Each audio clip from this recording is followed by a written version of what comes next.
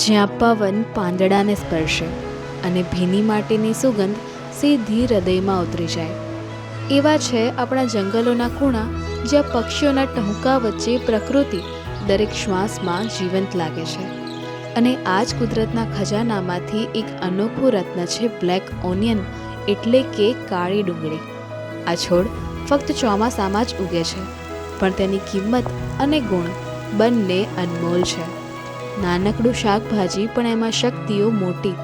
શરીર માટે ફાયદાકારક, ઇમ્યુનિટી વધારનાર અને સ્વાસ્થ્ય માટે ઉત્તમ કુદરતનો સાચો ખજાનો છે બ્લેક ઓનિયન, જે વરસાદ સાથે જન્મે છે અને તંદુરસ્તીનો આશીર્વાદ આપે છે.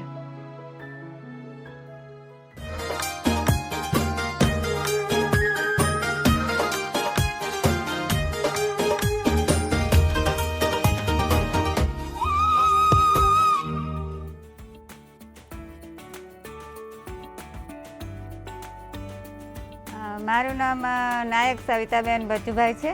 હું આકલી ગામની છું અને દેવગઢ બારિયાથી આવું છું.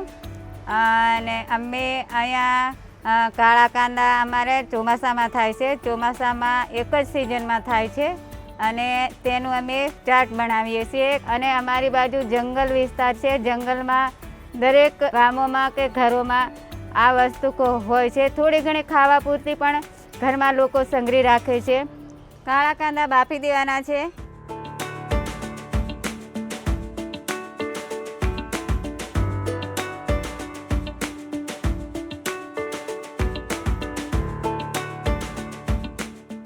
બાફીને એને ફોલી દેવાના છે.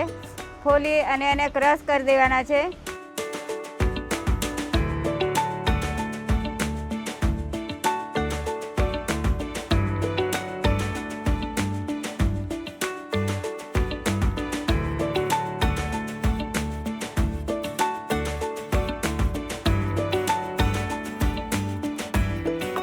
ક્રશ કરીને એને તલ સાથે એનો વઘાર કરવાનો છે.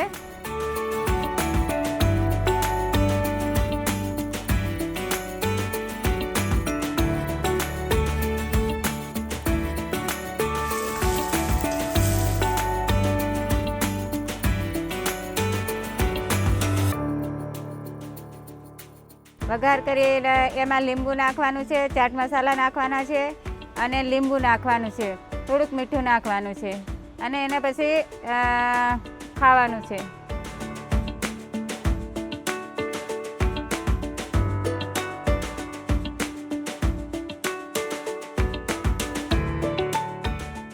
અમારે ત્યાં ત્યારે વેલા થતા હતા, ત્યારે અમને ખબર નથી કે આને ખવાય એવું.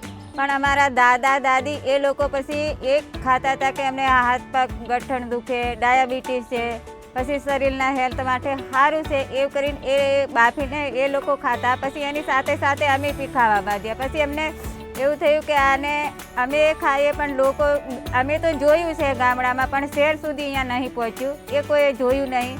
ત્યારે અમે એવું વિચાર્યું કે અહીંયા ચાટ બનાવીને, સબ્જી તો નહીં બને પણ ચાટ બનાવીને લોકોને ખાવા આટલું અને સમજ પડે કે કાળા કાંદાથી શું થાય. વરસાદ ચોમાસું આવે છઠ્ઠા મહિનામાં, ત્યારે એનો ફૂટ થાય છે.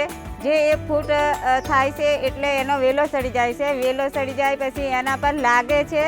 લાગી અને એનું પાકું થાય ત્યારે નીચું પડે છે. નીચું પડેલું એ જ આપણે વેણવાનું અને એના વેલા પરથી ના તોડાય. પછી એમાં એ વેલા પરથી પડે એ આપણે હંગરી રાખવાનું. પછી એમાંથી એ લોકો શાક ખાતા હોય છે, પછી આવું ચાટ બનાવતા હોય છે. એમાં જંગલ વિસ્તારમાં બી આ કાળા કાંદા હોય છે, જંગલમાંથી લઈ આવે. અને ઘર પૂરતા તો દરેકના ઘરમાં અત્યારે આ કાળા કાંદાનું શાક બનતું હોય છે.